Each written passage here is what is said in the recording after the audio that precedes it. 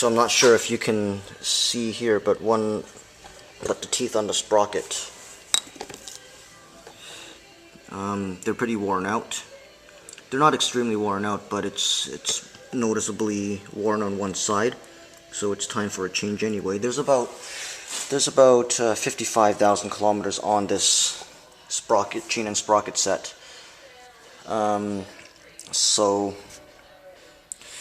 Considering the age, it's lasted pretty long. So now it's time for the removal of the rear wheel. So stay tuned.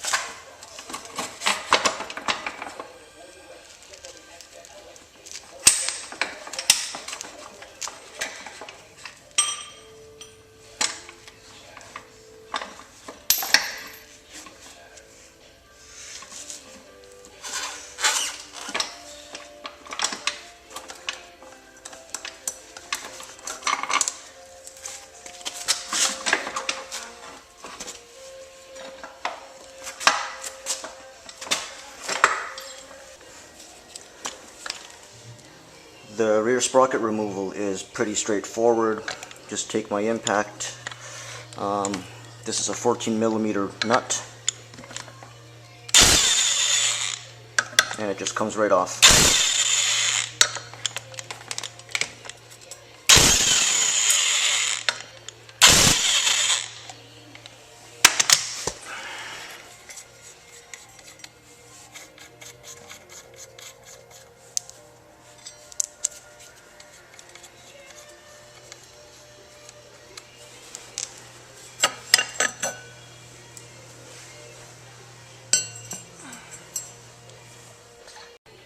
Okay, so this final step for this part of the video is to remove the chain. So what I normally do to remove chains is I use a Dremel, and I just grind off the head of the rivet, and then I use this this tool by Pro Motion, and just press the pin out. Although you could just press the pin out just like that without grinding, I just like to grind it to make it less stressful for the tool.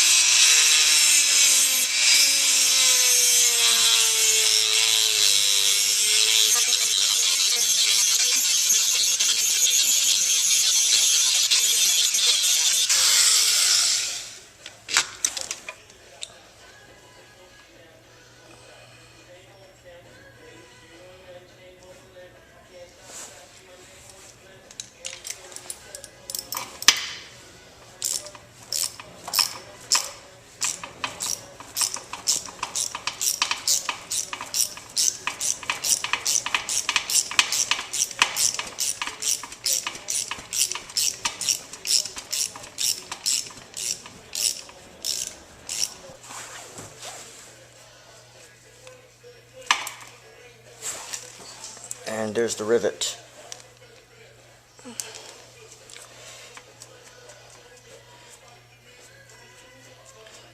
So a tool like this is really handy. It's a good tool to invest in, although it is a little expensive. I think this one cost me about $70.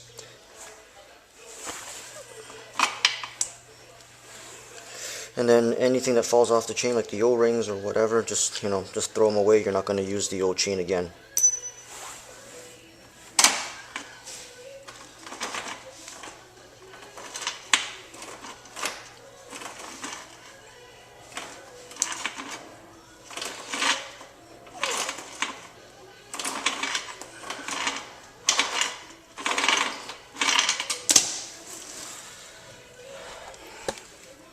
Now, although there are easier ways of removing the chain, such as you could just use bolt cutters and just cut it off. If you have a shop grinder, or sorry, a air grinder, you can use that too.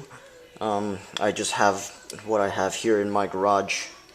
Unfortunately, I don't have an air compressor, so I don't have access to that, nor do I have a electric grinder.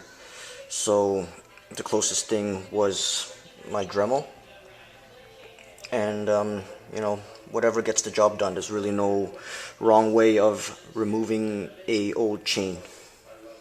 So this concludes the part of chain and sprocket removal. The next part will be removing the swing arm. So stay tuned.